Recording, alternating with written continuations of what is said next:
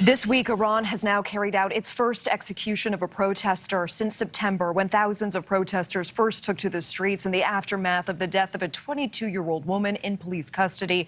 At least 475 people have been killed. Some 18,000 have been detained.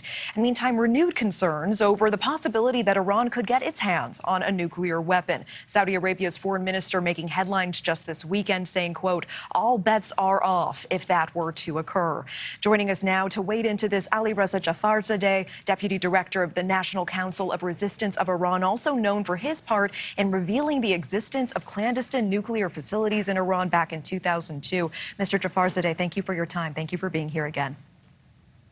Thank you so much, Natasha. Always great to be on your show. Thank you. And setting aside the protests for just a moment, let's focus on what we heard from Saudi Arabia this weekend, saying that Iran's neighbors would take measures to strengthen their own security if Iran obtained a nuclear weapon. What does that mean? How serious is that threat? Well, the threat of the nuclear weapons development of the Iranian regime has been there definitely since the time that we first exposed the uranium enrichment program back in 2002 and all the other things that they have done. The problem is that the outside world has not done really anything to effectively end the nuclear weapons program of Iran. To the contrary, they legitimize the program. They allow the program to continue. The 2015 JCPOA, or the Joint Comprehensive Plan of Action, also known as the nuclear deal, did not abandon the program. Rather, it just basically allowed it to operate.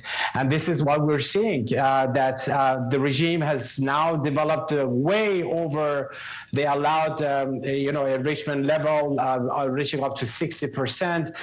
They have all of their enrichment facilities, and they're just using that as a bargaining chip against the Western nations. Why? Because they saw the outside world is just playing the game, allowing them to blackmail the Western countries. They do the same thing with their terrorism.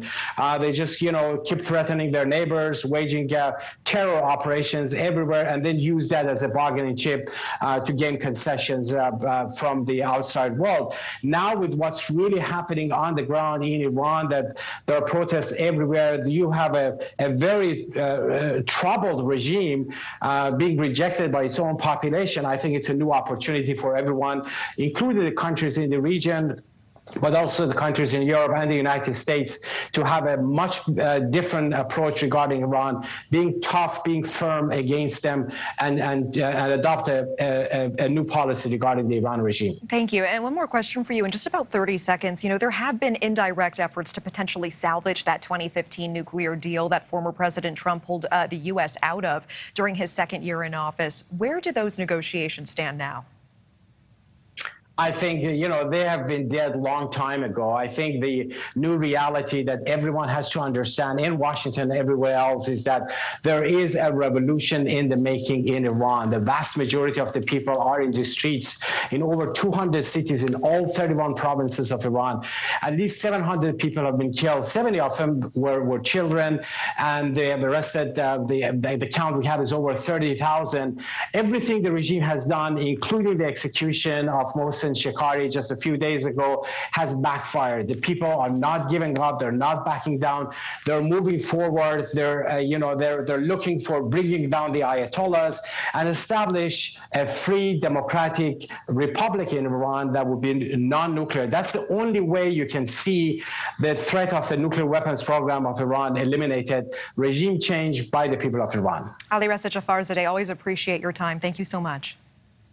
Thank you so much. Appreciate it. And meanwhile, thank you for watching. Go to newsnationnow.com to find News Nation on your television provider. And don't forget to click the red subscribe button below to get more of News Nation's fact-driven, unbiased coverage.